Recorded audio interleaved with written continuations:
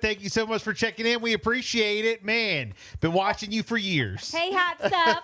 Oh, thanks, guys. I appreciate it. Yes, fitness expert, certified nutritionist, businesswoman, media personality, author. I mean, the list goes on. You're amazing. I first, saw you on The Biggest Loser. And Right, yeah. I mean, your career just taken off. Talk to us a little bit about like what you got going on right now. I know you got Keeping It Real with Jillian Michaels, and we'll get into that. I want to talk about, you got a new video format that you're doing with your show. But are you doing anything else like on TV right now? Or I know you were on The Doctors for a while. I mean, you got so much going on. Here's the thing. With traditional media, you can't really talk about the things I want to talk about anymore. Yeah. I mean, I'm hopeful, but that's the truth is, you go to sell a show about weight loss and it's politically incorrect. Right. You want to do a documentary on a variety of the things that I'm exploring, and you have to do it completely independent, and the chances of you getting it aired on a Netflix or an Amazon or, an Apple are slim because the subject matter is now controversial, which is ridiculous. Health has become a political football.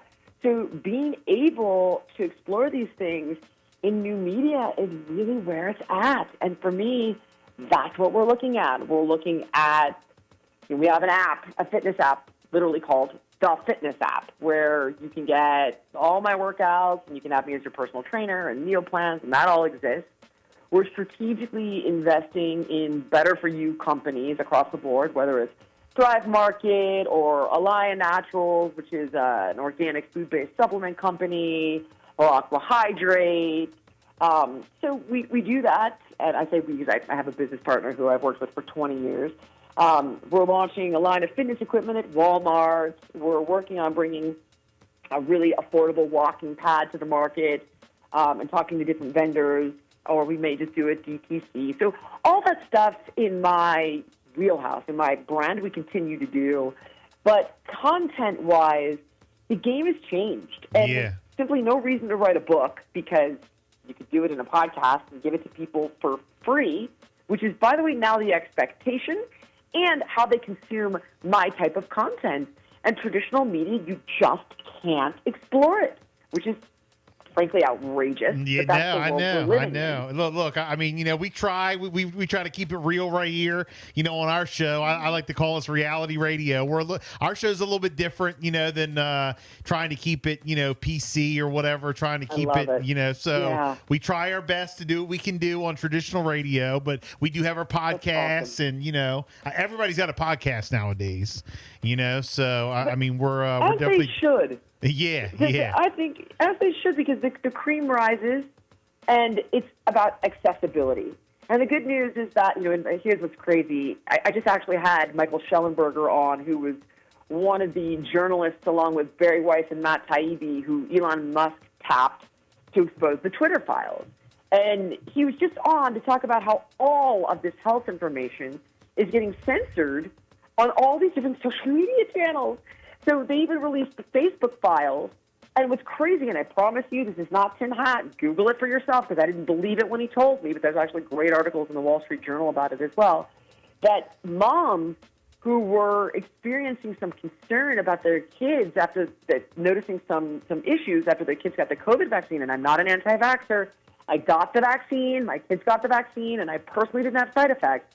But the government pushed Facebook to censor those people on Facebook. And Michael talks all about it. And for me, my concern is, why are we not allowed to have these conversations? Why are moms being censored?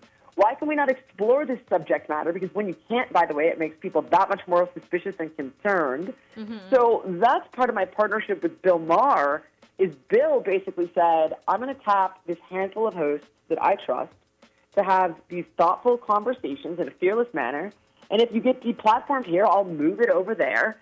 And that's the goal, is to bring on the world's foremost experts in a host of different categories, thought leaders, journalists, MDs, PhDs, to talk about everything from how come men have testosterone levels that are plummeting, Why are people 18 to 49 getting diagnosed with cancer at a rate that's 79% higher than it was 20 years ago? How come infertility rates are through the roof? Should we be giving 6-year-olds Ozempic as a frontline defense for obesity? Why has our vaccine schedule gone from 12 shots when I was a child to 70-plus shots now? What's going on? Wow. And then give that information to people so they can make the decisions for themselves. Right. In a judgment-free zone. Period. Your very popular show, Keeping It Real with Jillian Michaels. You're taking it to the next level, new exciting video format. Yes, on Bill Maher's Club Random Studios, bringing your podcast to video. It's also available on all major platforms, including YouTube, Apple Podcasts, Spotify, Google, iHeart, and new episodes every Monday. Congratulations on that. That's awesome. And I love the fact you hooked up with Bill Maher. Definitely fans of his show as well. So I just wanted to ask you real quick, since you mentioned Ozempic, while we got you. I know we got to keep you at a limited time, but Ozempic, what's your feeling? Because being a fitness expert that you are, weight loss expert that you are, all you hear about nowadays, it started off with the celebrities, but now we're hearing it that a lot of people are just starting to get on Ozempic. What's your take on that? What's your whole feeling? Okay, so please understand that this is, again, a judgment-free perspective. My goal here is to give you the information, and then you decide what to do with it. Right. If I truly thought that this was an easy way out, I would be advocating for it. I want to back you into your best-case scenario. So here's your best-case scenario. You're one of the few that doesn't have side effects from this drug. And as much as, so Novo Nordisk, who's the company that put out Ozempic, which is semaglutide, and Wegovy, which is also semaglutide, they said, we have a 6% fall-off rate, right? Like 94% of the people stay on the drug and they just crush it. Okay, that's not true. So a new survey just came out from one of the biggest pharmacy benefit managers in the country, a company called Prime. Google it. It's out there for you. And they manage millions of patients for Blue Cross Blue Shield. And what they found is that only 33% of the patients that are put on this drug stay on it within the first year. And they cite 3 different things that they think are the reason. Number 1, side effects. Number 2, cost. Number 3, plateau. Okay, so you're one of 33%, right? You can afford it, you have no side effects, and you don't have enough weight to lose that the plateau is inhibiting, because you lose up to 15% of your weight on that particular drug, semaglutide, whereas tirzepatide, you can lose a little bit more.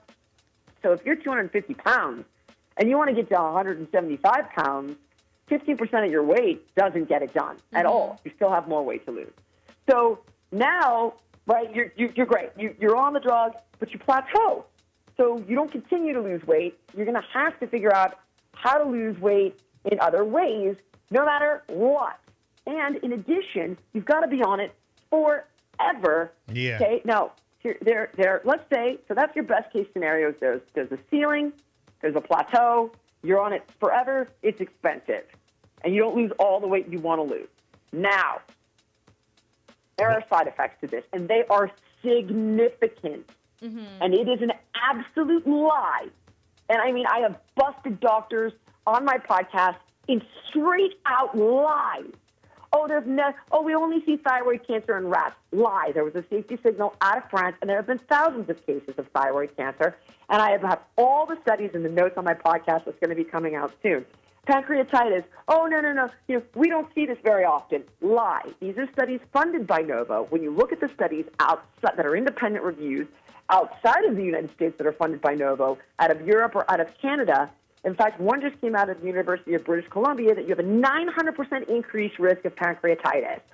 Stomach paralysis, 400% increased risk. Intestinal blockage, 450% increased risk.